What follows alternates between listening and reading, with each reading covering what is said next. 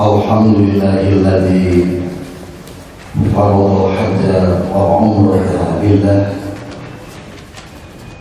Asyhadu an la ilaha illallah wahdahu la syarika lah,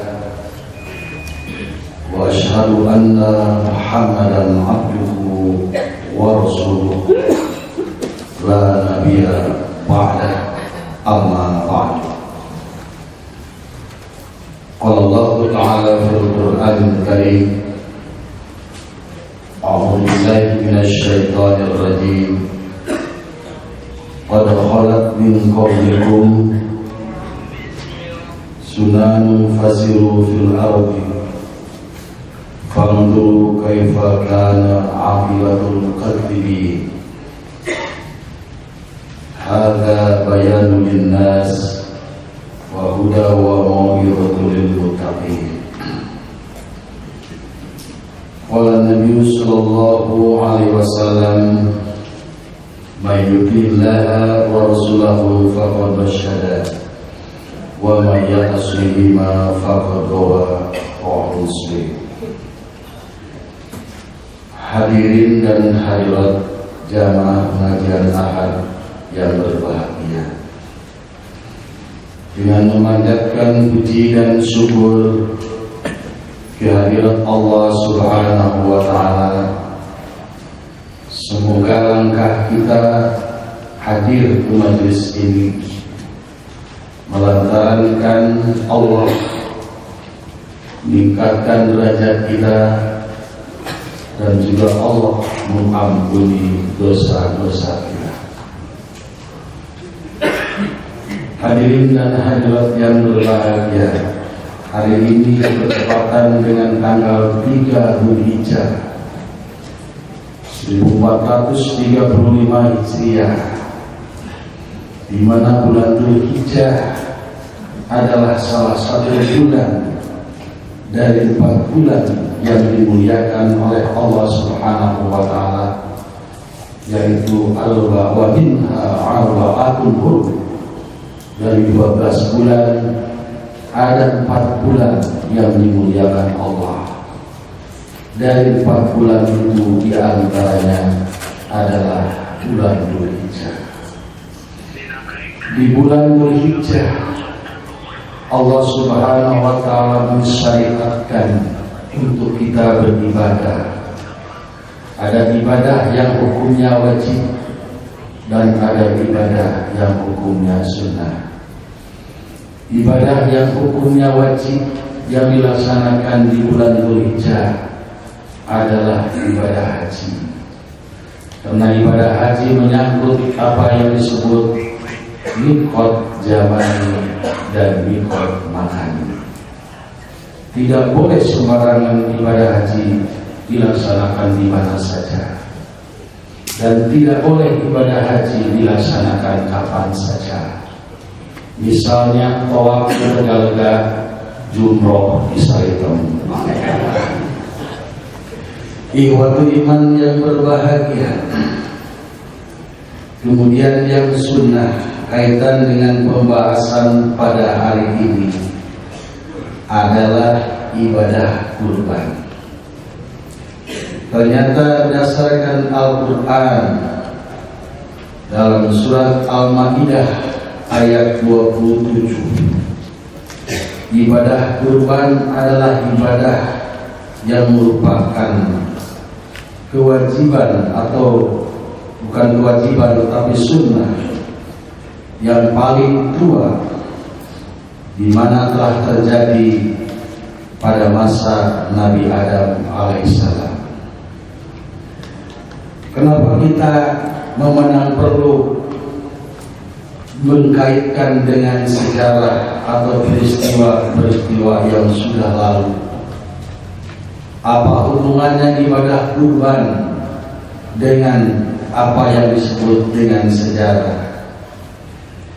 Antara lain, Al-Quran isinya selain masalah akidah, masalah ibadah, masalah muamalah, juga ada ayat-ayat yang berhubungan dengan aktivitas umat-umat terdahulu yang disebut ayat-ayat Islam. Dalam surat Ali Imran ayat 137-138, Allah Subhanahu wa taala telah berfirman, A'udzubillahi minasyaitonir rajim. Qad khalat min qablikum sunanun fasiru fil ard fanzuru kaifa kana aqibatul mukadzirin. Hadza bayanul linnas wa hudaw wa mau'izatul lil muttaqin. Sesungguhnya telah berlalu sebelum kamu sunnah-sunnah Allah. Karena itu berjalanlah kamu di muka bumi dan perhatikanlah bagaimana akibat orang-orang yang mendustakan Rasul-Rasul Allah. Al-Quran ini adalah penerangan, petunjuk bagi seluruh umat manusia, dan juga adalah sebagai petunjuk serta pelajaran bagi orang-orang yang bertakwa. Dalam kesempatan ini, hadirin dan hadirat yang berbahagia, kaitan dengan peristiwa-peristiwa yang sudah lalu umat-umat terdahulu dengan pelaksanaan ibadah kurban. Sebagaimana firman Allah dalam surat Al-Hajj ayat 34, wa likulli ummatin ja'alna mansaka liyadhkuru ismallahi ala ma razaqahum min bahimatil an'am fa ilahukum ilahu wahid falahu aslimu wa basyiril mukhbitin. Dan bagi tiap-tiap umat telah kami syariatkan penyembelihan hewan kurban, supaya mereka menyebut nama Allah terhadap binatang ternak yang telah dirizkikan oleh Allah kepada mereka. Maka Tuhanmu itu ialah Tuhan yang Maha Esa. Karena itu berserah dirilah kamu kepadanya dan berilah kabar gembira kepada orang-orang yang tunduk dan patuh kepada Allah. Ikhwatul iman yang berbahagia, ayat ini menyampaikan pesan kepada kita. Ternyata penyembelihan hewan kurban bukan hanya disyariatkan kepada Nabi Muhammad SAW untuk disampaikan kepada umatnya, tetapi juga Allah mensyariatkan kepada umat-umat terdahulu sebagai wujud ketundukan kepada Allah Subhanahu wa taala, sebagai wujud upaya mendekatkan diri kepada Allah Subhanahu wa taala, sebagai wujud syukur kepada Allah Subhanahu wa taala yang dilandasi dengan tauhid kepada Allah. Allah menyatakan bahwa Tuhan kamu adalah Esa, Tuhan kamu adalah satu. Oleh karena itu, ibadah kurban merupakan salah satu perwujudan upaya mendekatkan diri kepada Allah, dan Allah memerintahkan kepada Nabi Muhammad SAW untuk menyampaikan kabar gembira bagi orang-orang yang tunduk dan patuh. Ikhwatul iman yang berbahagia, demikian juga dalam pelaksanaan ibadah kurban bagi kita. Pemberangkatan awal, niat awal adalah ikhlas, tidak dihubung-hubungkan dengan pandangan dan pemikiran yang lain yang tidak berlandaskan kepada Islam, Al-Quran dan Sunnah. Sebab ada sebagian orang yang tidak mau berkurban dengan hewan sapi karena punya keyakinan bahwa hewan yang dikurbankan itu akan menjadi sebuah kendaraan super cepat yang akan melewati jembatan Shiratal Mustaqim. Sehingga di sebuah kampung seorang ibu tetap tidak mau kurban dengan sapi. Katanya kalau dengan sapi harus bersarikat, paling tidak 7 orang, sementara dengan kambing cuma 1 orang. Jadi lamun 7-an berentuk pakai sapi teh 7-an. Lumpan harapna kumaha lumpan bukan dina butuh.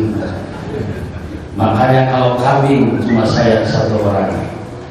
Hal seperti itu adalah TBC tahayul khurafat dan bid'ah yang akan mengganggu tauhid kita, bahkan membatalkan tauhid kita.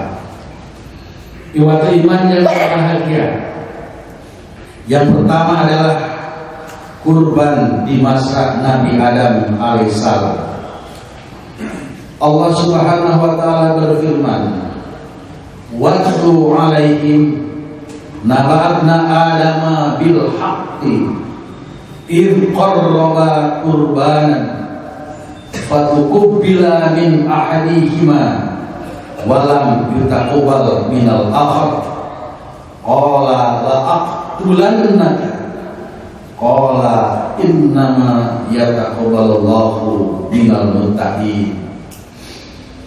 Yang artinya, ceritakanlah kepada mereka kisah kedua putra Nabi Adam, yaitu Qabil dan Habil, menurut yang sebenarnya.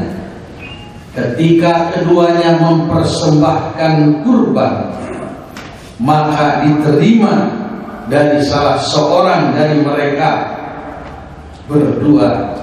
Yang diterima adalah dari yang Habil dan tidak diterima dari yang lain, yaitu dari yang Qabil. Qabil berkata, "Aku pasti membunuhmu." Kemudian Habil menjawab, "Sesungguhnya Allah hanya menerima kurban dari orang-orang yang bertakwa." Jadi landasan utama adalah takwa. Manapun kita pergi, dimanapun kita berada, dalam keadaan posisi apapun, baik dalam keadaan suka ataupun duka, dalam keadaan senang ataupun sedih, maka kita jangan meninggalkan dari apa yang disebut takwa. Demikian juga Allah memerintahkan bagi para hujjaj Dhul Rahman untuk mempersiapkan bekal, dan bekal yang sebaik-baiknya adalah takwa. Watajawwadu fa inna khairaz zadi taqwa. Siapkanlah bekal, dan sebaik-baiknya bekal adalah takwa. Ikhwat iman yang berbahagia, ayat tersebut di atas ternyata ada kaitannya sewaktu orang-orang Yahudi masih berada di Madinah. Mereka memiliki sikap yang hasud, iri, dengki, jahil, aniaya terhadap Nabi Muhammad SAW.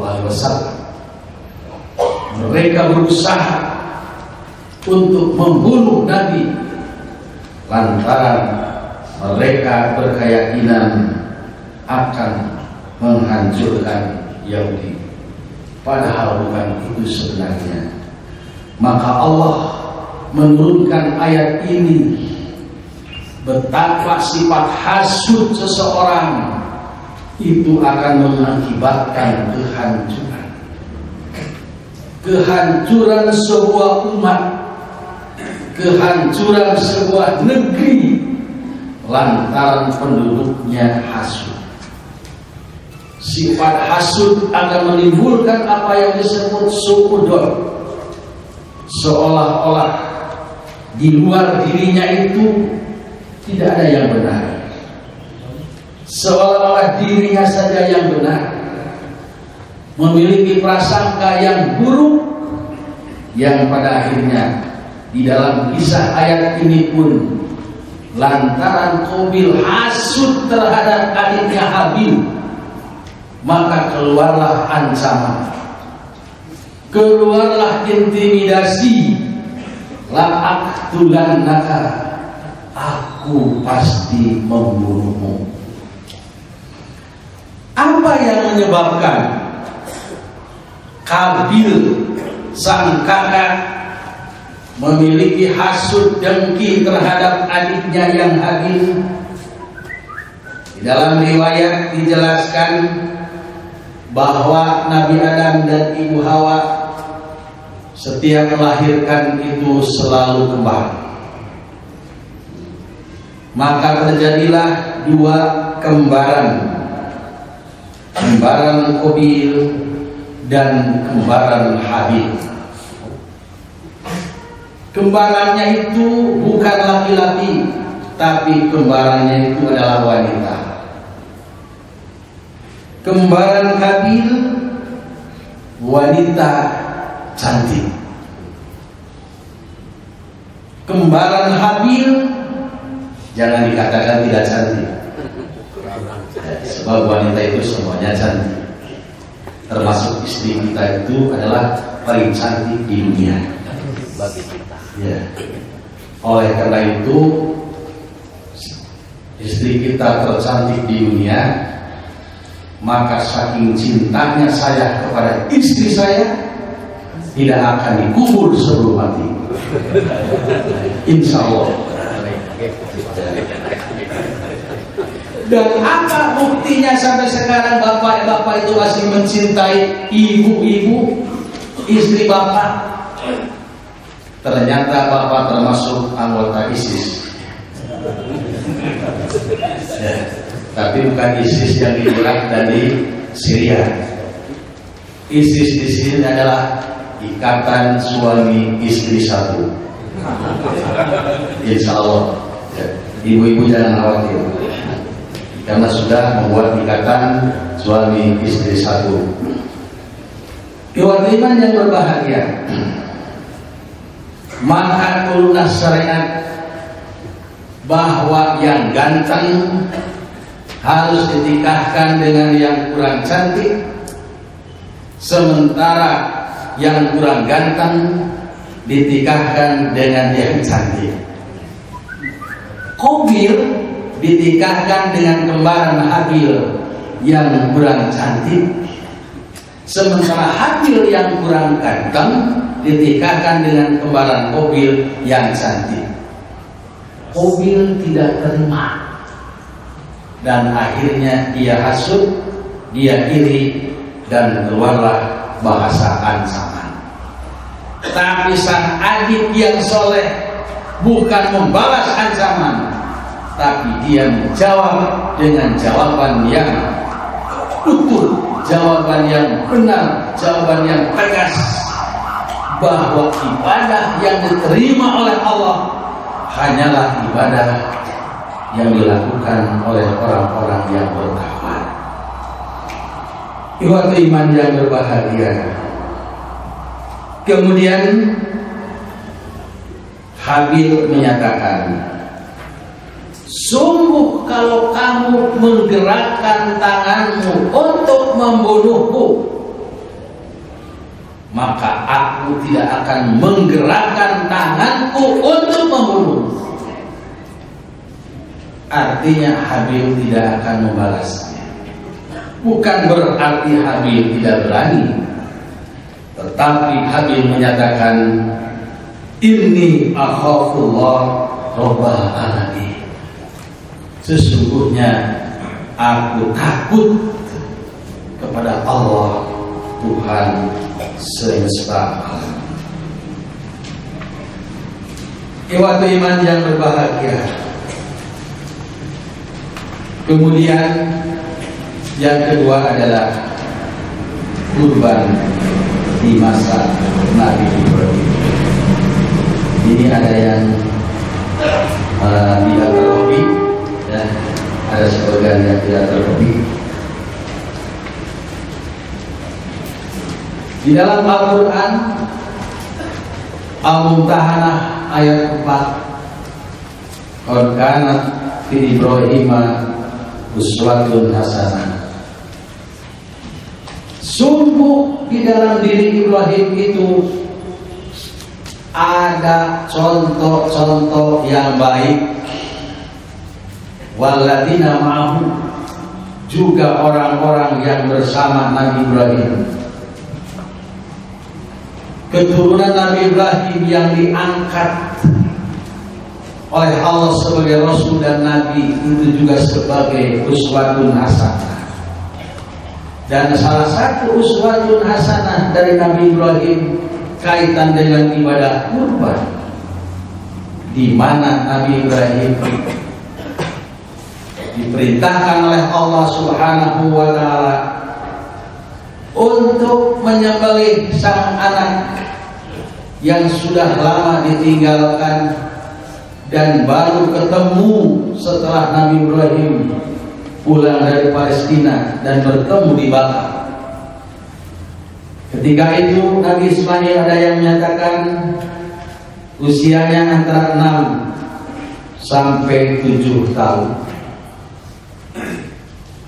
Kemudian Nabi Ibrahim mengatakan, ya bunayya, di dalam Al-Quran itu, inni ara fil manam adbahuka fandur mata taro. Qala ya abati al ma'tumaru satajiduni insyaallah minas sabirin. Wahai anakku, sesungguhnya aku telah melihat dalam mimpi untuk menyembelih kamu. Kemudian bagaimana? Tolong pikirkan bagaimana pendapatmu.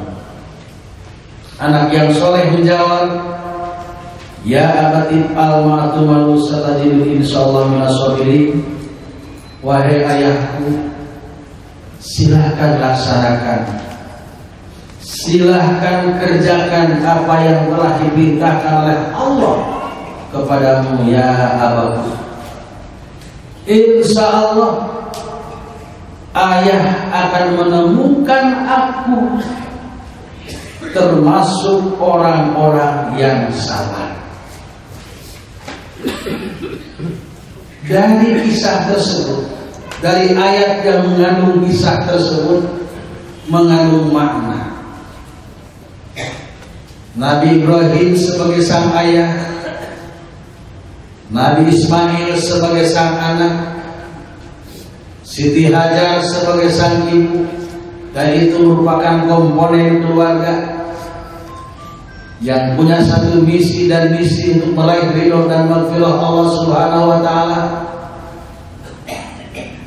Yang diharapkan tiada lain adalah anugerah Allah Subhanahu wa taala. Walaupun resiko nyawa harus melayani demi keridhaan Allah, seluruh komponen keluarga memiliki sikap yang sama. Ansih sang anak yang resikonya nyawa sendiri harus melayani, silahkan laksanakan perintah yang mulia ini. Bagaimana kalau syariat ini misalnya jadi dilaksanakan? Tidak mustahil kita pun disuruh untuk menyembelih anak. Kita panggil anak kita, wahai anakku kesini, Bapak mimpi tadi malam harus menyembelih kamu. Bagaimana jawaban kita? Tidak mustahil akan muncul jawaban, sebelum saya tersembelih oleh Bapak, maka Bapak dulu oleh saya. Tidak mustahil akan keluar bahasa seperti itu. Oleh karena ini betapa pentingnya pendidikan dalam keluarga yang dilandasi tauhid, yang dilandasi dengan akidah yang kuat, yang diharapkan hanya ridho dan maghfirah Allah Subhanahu wa taala. Betapa tinggi pengorbanan yang harus dilakukan. Bagi kita bukan untuk menyembelih anak, tapi bagaimana semangat kita untuk berkorban. Sehingga banyak saudara-saudara kita di daerah-daerah terpencil seperti di Kabupaten Morowali, Sulawesi Tengah. Pernah saya berkunjung ke Palu, Sulawesi Tengah, Ketua PW menyampaikan laporan bahwa ada satu daerah transmigrasi yang dari itu berangkat 1 hari jalan darat, 1 hari jalan laut, dan 1 hari naik ojek, dan 1 hari jalan kaki. Jadi berapa hari? 4 hari untuk menuju lokasi dakwah tersebut. Bayangkan, 1 hari jalan darat, 1 hari jalan laut, 1 hari naik ojek, dan 1 hari naik gunung. Dan ternyata masyarakat di sana profesinya sebagai pengembala babi. Sampai sekarang sang dai itu belum mampu merubah profesi orang-orang di sana, karena memang dakwah bertahap. Salah satu di antaranya adalah melalui ibadah kurban. Oleh karena itu, dukunglah program-program Pusat Jagat Umat melalui Korban Super Barokah, yang insya Allah saham-saham kurban dari Bapak dan Ibu yang dititipkan ke Pusat Jagat Umat Persatuan Islam, insya Allah akan disalurkan kepada saudara-saudara kita yang membutuhkan, seperti antara lain yang saya sebutkan tadi. Ibu iman yang berbahagia, di dalam surat As-Saffat ayat selanjutnya dinyatakan, falama aslama wa talaqu lil jabin wa naidnahu ayat Ibrahim qad sadaqa ru'ya inna kadzalika najil muslimin inna hadza lahul balagul mubin wa fadainahu bidzibhin adzim. Tatkala keduanya telah berserah diri, Ibrahim siap, Ismail siap, walaupun dalam ayat ini Siti Hajar tidak disebutkan, tapi saya yakin Siti Hajar pun siap setelah melalui berbagai godaan dan rintangan yang dihembuskan oleh syaitan. Dan pada waktu itu mereka ada di Mina, maka dari peristiwa itu muncullah zakat ibadah haji yang disebut jumroh untuk melontar. Di Jumratul Ula, Jumratul Wusra, Jumratul Wudhu, itu antara lain kaitan dengan pelaksanaan kurban Ibrahim itu, yang pada akhirnya siap dilaksanakan. Namun Allah memanggilnya Nabi Ibrahim, bahwa Allah membenarkan Nabi Ibrahim telah lulus dari ujian, dan Allah membalas bagi orang-orang yang berbuat kebajikan. Dan Allah menyatakan bahwa peristiwa yang disampaikan, yang dilakukan oleh Nabi Ibrahim adalah ujian yang nyata, dan keluarga Ibrahim lulus. Kemudian setelah itu, yang semula Ismail mau disembelih, maka diganti oleh seekor sembelihan yang besar. Kita jangan terpengaruh oleh hadis Israiliyat, karena hadis Israiliyat menyatakan bahwa kambing atau domba atau ternak yang besar itu katanya diturunkan dari surga. Dan katanya dikatakan bahwa kambing itu adalah, domba itu adalah kurbannya Habil yang diterima. Maka kurban Habil itu disimpan di puncak gunung. Demikian juga yang Qabil. Habil itu adalah profesinya peternak, sementara Qabil petani. Habil itu kurbannya dengan ternak yang paling bagus, sementara Qabil kuragan tanpa kadenda, kata bahasa Jermannya, ya, kapasa. Maka kurbannya dengan hasil tanaman, dengan makanan yang paling jelek. Maka dalam hadis Israiliyat juga datanglah api menyambar hewan yang dikurbankan oleh Habil, kemudian dibawalah ke surga. Dan kambing itu, domba itu dipelihara di surga berapa ribu tahun. Bawalah Kemudian diturunkan, katanya ketika Ismail tidak jadi, maka hewan itu adalah hewan kurban yang mobil. Cuma hadisnya Israeliat, dan itu adalah dongeng. Ingatlah, dongeng itu definisinya adalah 80% bohong, 20% wadul.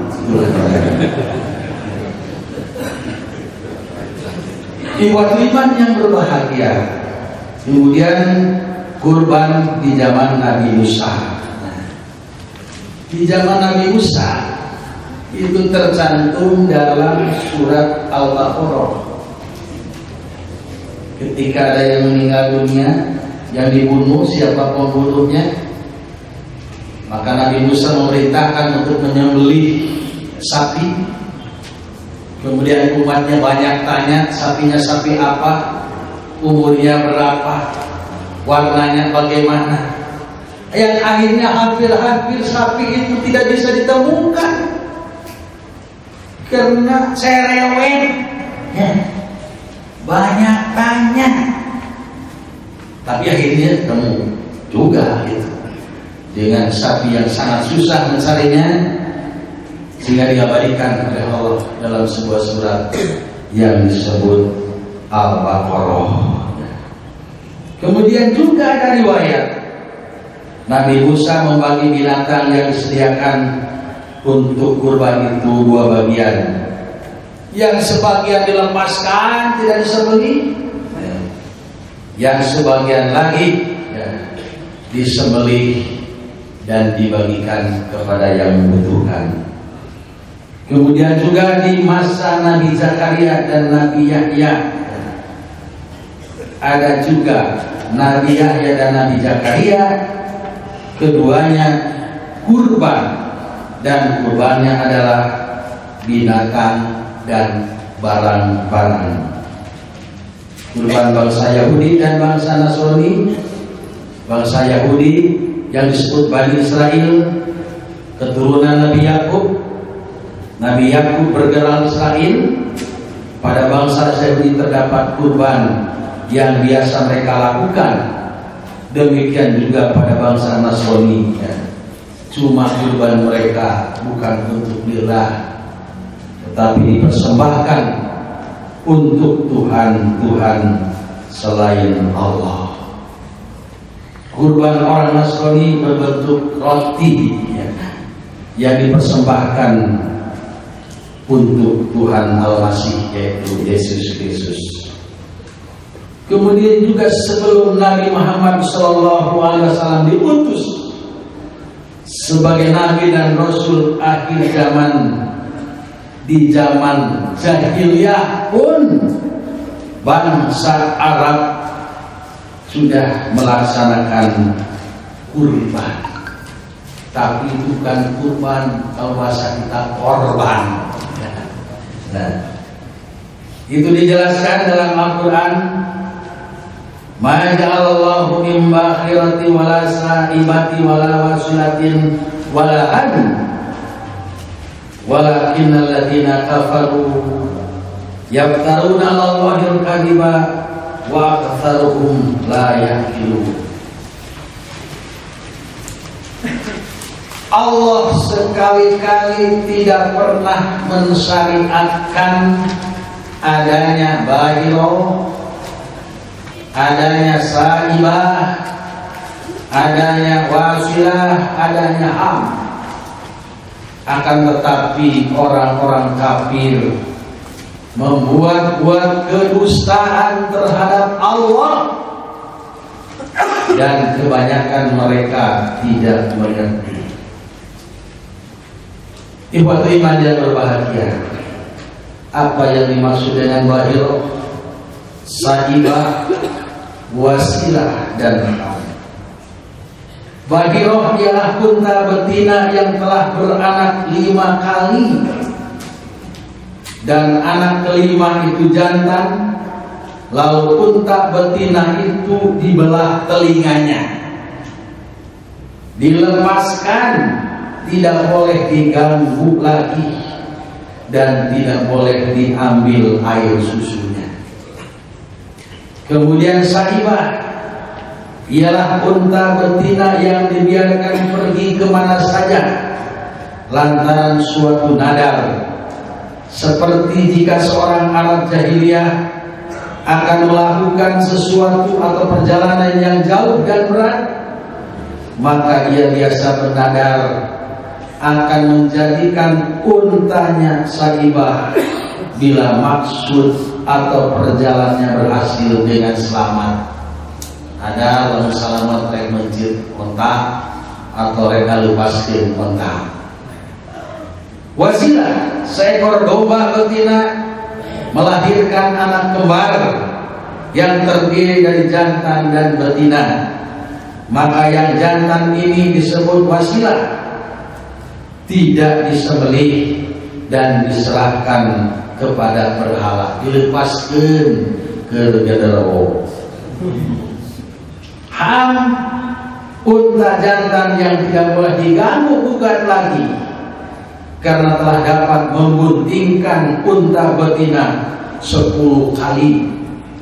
Perlakuan terhadap bahiroh ini, saibah, wasilah, dan ham ini adalah kepercayaan keyakinan Arab jahiliyah, sehingga unta jantan dihargai. Biasanya diurang meribikan atau meri 100 jalur nama hiji, bukan berarti harus seperti itu kita. Oleh karena itu, ikhwatul iman yang berbahagia, sembelihan jahiliyah jangan dicontoh oleh kita. Dan tidak mustahil saat ini ada juga sebagian saudara kita yang mau menyembelih hewan kurban. Hewannya itu harus dimandikan dulu, dimandian, disedoan, dilipan setipan, nanti di sana ke salon supaya cantik, supaya bagus. Padahal kurbannya itu bukan hewan betina, tapi hewan yang dikurbankan itu kan harus yang jantan ya. Kemudian juga kebiasaan orang jahiliyah itu darahnya itu dipercikan, dikepretkan karena kabah, sehingga di zaman Rasul itu ada sebagian orang yang menurut melanjutkan kebiasaan itu, sehingga Allah menurunkan wahyu kepada Nabi Muhammad SAW, la yanallahu luhumuha wala dimamuha wala yanalhu taqwa minkum. Daging-daging unta dan darahnya itu sekali-kali tidak dapat mencapai keridhaan Allah, tetapi ketakwaan dari kamulah yang dapat mencapai keridhaan Allah. Jadi kembali dasar ibadah pada umumnya, dasar ibadah kurban pada khususnya adalah takwa. Ibadah iman yang sama-sama mengharapkan ridho Allah Subhanahu wa taala. Bagaimana ibadah kurban disyariatkan kepada Nabi Muhammad sallallahu alaihi wasallam.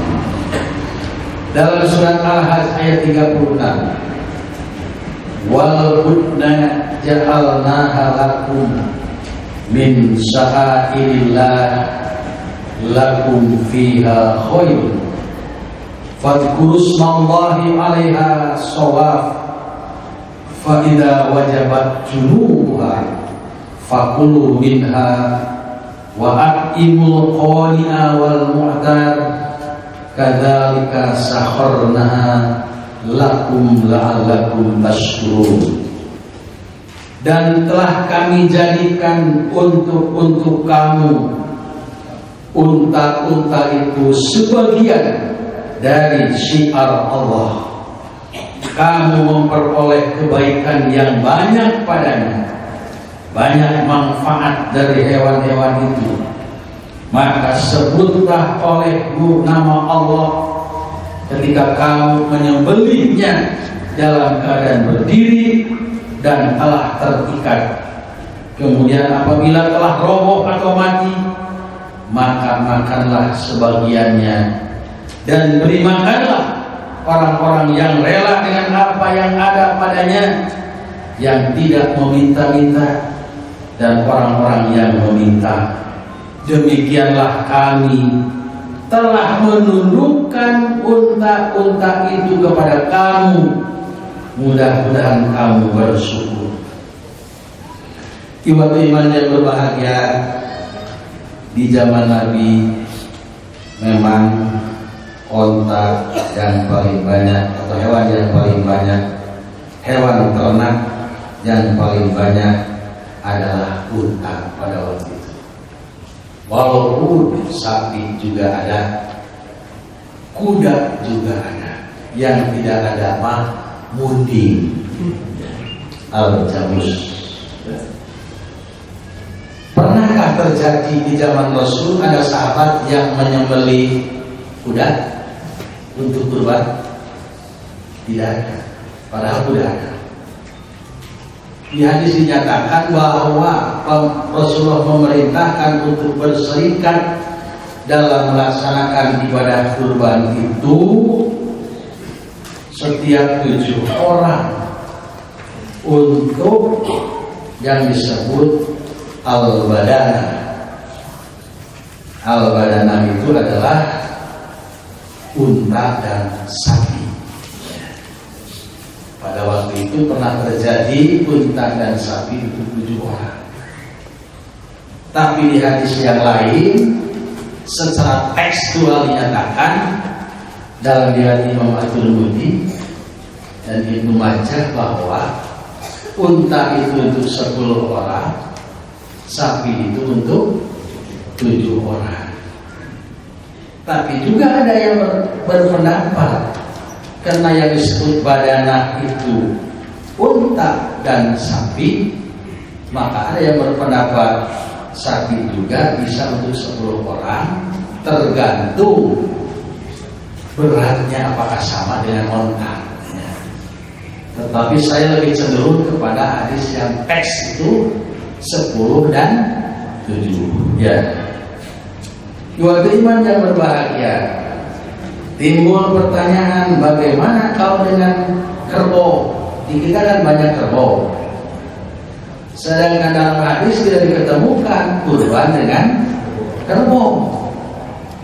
Maka para ulama istihad kerbau disejeniskan dengan bakoro, jamus dengan bakoro. Apalagi para ustaz asing menyatakan bahwa kerbau dan sapi itu dulu pernah mandi bersama. Ketika sedang mandi bersama, datanglah harimau. Saking takutnya lari keduanya, dan saking takutnya pahili baju kuning dia mau ke sapi, baju sapi dia mau ke kuning.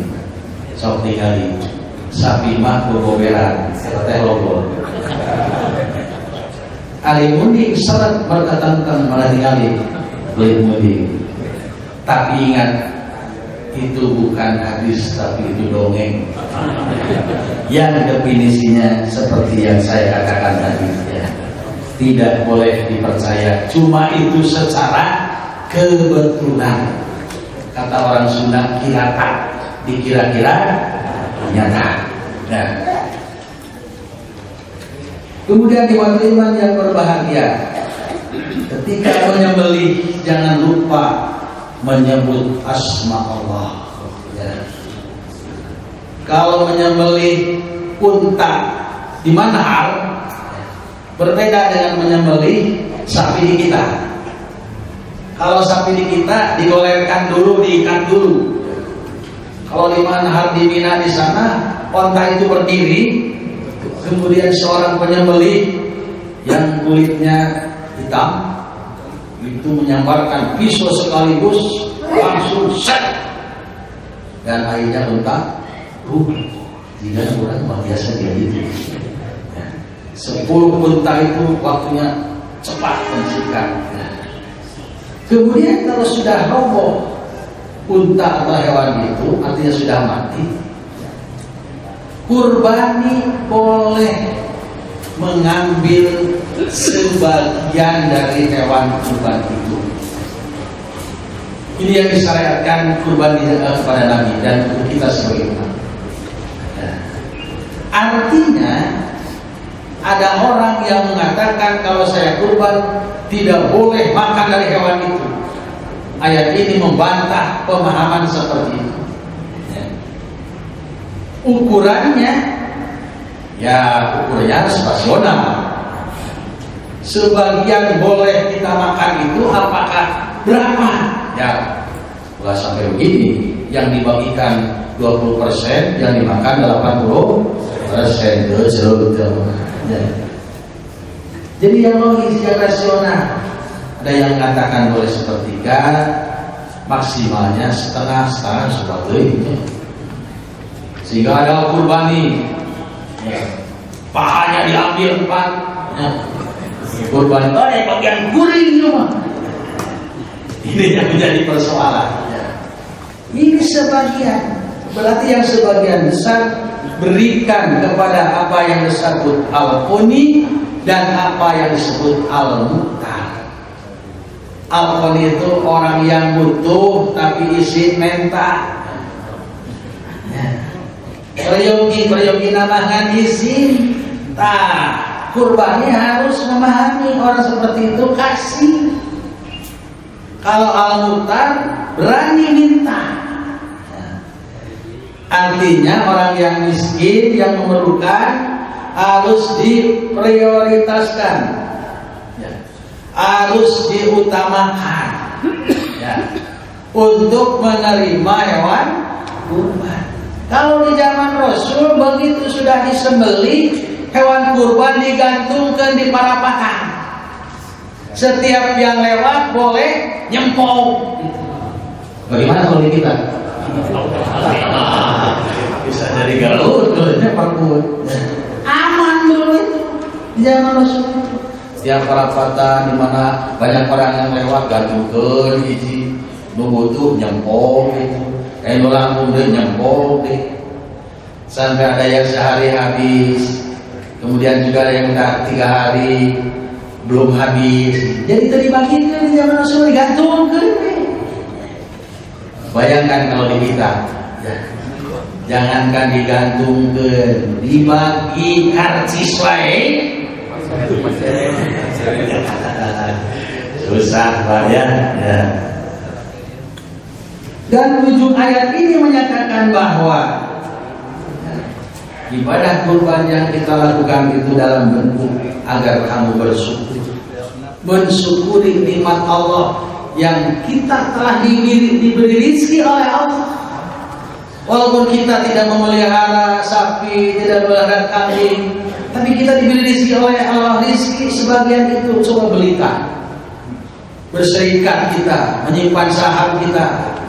Baik ada yang 2 juta, yang 2,5 juta, yang 3 juta, bahkan ada yang 4 juta, yang 5 juta setahun itu. Insya Allah kita akan mampu. Karena dari sisi hukum, walaupun itu tidak wajib, tapi sunnah muakkadah. Maka lahu sa'atun walam yudhi fala yaqrabanna musallana. Barang siapa orang yang punya kemampuan tapi ia tidak melaksanakan penyembelihan hewan kurban, janganlah mendekati tempat sholat kami. Diusir Rasulullah tongkat dia. Ini menandakan ibadah kurban bagi yang punya kemampuan adalah sangat penting. Bahkan Abu Hanifah berdasarkan hadis itu menyatakan kalau begitu ini wajib. Tapi jumhur ulama menyatakan ini sunnah penting, sudah mendekati wajib. Bahasanya adalah dalam fikih, dalam fikih disebut sunnah muakkadah. Kemudian kapan penyembelihan hewan kurban? Karena hewannya sudah ditangguhkan, caranya ditentukan, kemudian waktunya juga ditentukan.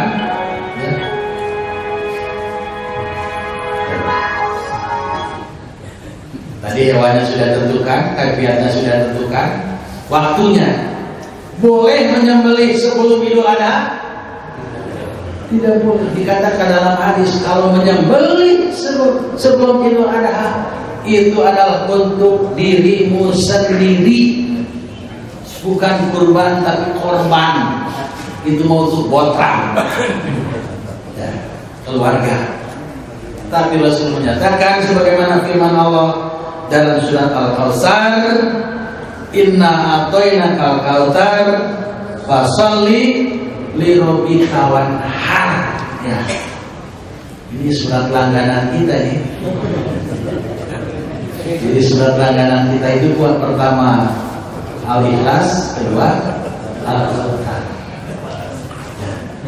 Tapi Pak Bu sekarang di Masjidil Haram, di Masjid Nabawi, imam itu kalau baca surat pendek-pendek. Pernah saya mendengarkan dalam televisi di Masjid Nabawi, imam sholat pertama membaca Al-Kafirun, kemudian rakaat yang kedua sholat maghrib itu membaca Al-Ikhlas, kemudian sholat subuh di Masjid Haram pertama membaca surat An-Nasr, kemudian kedua surat ini Al-Kautsar. Tidak mustahil ya jamaah sejauh-jauh berjamaah di Masjidil Haram surat pondok. Ada di mana adanya. Muka bayang di Masjidil Haram pengalaman yang sudah subuh itu sampai 20 menit. Padahal hanya 2 rakaat karena suratnya yang dibacanya panjang. Tapi ternyata sekarang mungkin memperhatikan kasihan kepada jamaah Indonesia. Sampai Indonesia mah biasanya berjamaah surat lagi mana itu ngerti untuk Imam Masjidil Haram karunya nggak sih kemana opsi itu sultina ngelit musuh itu sudah takut tidak paham di sholat Sholli li rabbika wanhar, sholatlah yang dimaksud sholat di sini juga ada khususnya wanhar dan sembelihlah. Jadi setelah sholat baru menyembelih sampai kapan? Sampai ayat tasyrik tanggal 13. Nah, sampai tanggal 13. Iwa teriman yang berbahagia. Ada masalah yang harus kita perhatikan di kita untuk kelancaran pelaksanaan ibadah kurban dibentuk panitia. Betul Pak? Apa tugas panitia? Tugas panitia untuk kelancaran, kesuksesan, ketertiban pelaksanaan kurban. Apakah panitia dalam ibadah kurban sama dengan amil pada pelaksanaan zakat? Dalam ibadah kurban tidak ada mustahil amil. Kalaupun ada mungkin menyalahi ambil. Itu menyalahi syariat ya. Panitia itu tugasnya ibadah untuk melaksanakan kelancaran, kesuksesan, ketertiban. Sehingga dalam hadis pun dinyatakan Sayyidina Ali diperintahkan oleh Nabi untuk mengurus hewan kurban. Semuanya harus dibagikan, baik dagingnya, jeroannya, kulitnya, tulangnya. Kalau kursi penyembelih minta upah, jangan diambil dari itu, tapi berilah sedekah. Artinya dari siapa? Dari para kurban ini. Pernah terjadi panitia langsung menjual kulit. Setelah kulitnya dijual, kan jadi uang. Yuk panitia para lombai, maka uang dari kulit itu dibelikan kopi dan dibelikan Tuhan 9 senti. Tahu Bapak Tuhan 9 senti? Ya, ya silakan saja. Ya, ya. Boleh itu. Nah, ini yang menjadi masalah. panitia tidak punya wewenang untuk menjual kulit, untuk menjual daging, untuk menjual tulang. Tidak ada. Itu harus dibagikan semuanya. Makanya panitia di samping saham dari setiap orang yang mau kurban diminta biaya tambahan. Ada yang 50.000, ada yang 100.000, ada yang 200.000, tergantung kebutuhan. Dan biaya itu adalah disebut biaya operasional. Untuk beli plastik, untuk beli resek, untuk panitia masa kerja capek, kan harus minum, harus makan. Nah itu antara lain. Jangan dihubungkan dengan hewan yang dititipkan. Panitia punya amanah yang berat untuk melaksanakan tugas, dan insya Allah itu termasuk ibadah. Ikhwati iman yang berbahagia, pada intinya dari apa yang saya sampaikan dari sejarah ibadah kurban dari sejak Nabi Adam, kemudian Nabi Idris, Nabi Yahya, Nabi Zakaria, Nabi Musa, Nabi Ibrahim, itu pada intinya adalah tauhid kita kepada Allah, dituntut ketaatan, ketundukan, kepatuhan yang disebut al-mukhbitin. Kemudian landasan utama yang harus kita perhatikan adalah takwa. Hindari perilaku-perilaku yang akan mengganggu akidah kita, yang akan merusak amal kita, sehingga insya Allah dengan ibadah kurban yang kita lakukan, kita akan meraih ridho dan rahmat Allah Subhanahu wa taala. Itu saja untuk sementara, dan barangkali nanti ada. Ini sudah ditulis. Yang pertama, apakah ada keterangan yang menyatakan bahwa sebelum hewan kurban disembelih harus dibacakan dulu orang-orang yang berkurban dan takbir bersama-sama? Memang ada hadis yang menyatakan seperti itu, ada. Cuma hadisnya saya secara lengkapnya mohon maaf. Kapankah bagi orang yang berkurban tidak memotong kuku dan mencukur rambut? Itu memang ada hadis, Bapak Ibu sekalian, yang diriwayatkan oleh Imam Muslim. Man kana lahu dibhun yadbauhu fa'idahu illa hilalun bil hijjah fala yaqdanna min syarihi wala min adfari syai'an hatta yudhi. Barang siapa orang yang punya kemampuan untuk menyembelih hewan kurban, ketika datang hilal tanggal 1 Dzulhijjah, berarti maghribnya, ya, janganlah mengambil dari rambutnya dan jangan lupa mengambil dari kukunya sampai ia menyembelih hewan kurban. Jadi upami mencipta kambing 10 berarti teu dicukur, teu motong kuku, teu motong kumis, teu ngerok janggot.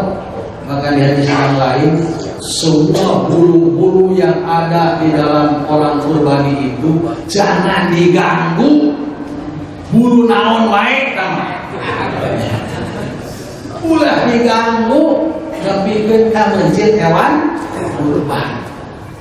Cuma Pak di sini larangannya bukan larangan haram, tapi larangan makruh tanji, makruh yang dibenci. Benar makruh iya. Jadi orang usah itu. Kalau perkara itu makruh, ada kecenderungan untuk dilakukan. Bila kadang makruh, rek dikeuyeuh gitu teh. Ari nu sunah kecenderungan anak Serta aja bila kadang sunat dulu berarti mual. Ya. Apakah benar orang yang belum akikah tidak boleh berkurban? Tidak benar. Berarti kurang umur lahir ke tahun 40 hiji dalam keadaan penjajahan Jepang 10 kurang ke kurban. Kurang dua heula. Pokoknya nikah ke laki-laki. Jadi tidak ada hubungannya akikah dengan kurban. Bolehkah kurban dengan sapi, domba, betina? Saya ada di sini. Di zaman Rasul ada seseorang yang bertanya kepada Rasul, "Aro'aita ilam tajiz al-manihata unta?" Ya Rasulullah, bagaimana pendapatmu? Saya tidak menemukan hewan kurban kecuali manihah yang betina. Manihah itu hewan yang suka diperas susunya. Ya. Apakah saya berkurban dengan hewan betina itu? Gitu. Rasulullah menjawab, "Lah, jangan. Walakin tahun min syarika wa takumul adfarona wa nahus syaribaka wa nahliku anataka fadalika tamamu iyaka ilallahi aja wajalla." Ya usaha kalau tidak ada yang jaluman. Ya. Oleh karena itu begini aja lah. Ya, ambillah, cukurlah rambutmu, potonglah kukumu, potonglah kumisku dan janggutmu, keroplah bulu di bawah perut. Yang demikian itu adalah kesempurnaan kurbanmu menurut Allah wajah. Jadi anu teu mampu kurban mah menurut hadis ini dianjurkeun diparas, motong kuku, lajeng motong kumis, janggut sareng mulut manehna. Ini sebagai jawaban bahwa kurban itu harus dengan sapi atau domba jantan, tidak dengan domba betina. Itu saja yang kami sampaikan. Mohon maaf atas segala kekurangan. Mudah-mudahan kita senantiasa ada di dalam ridha Allah Subhanahu wa taala. Aku qouli hadza wa astaghfirullahi wa lakum. Wassalamualaikum warahmatullahi wabarakatuh.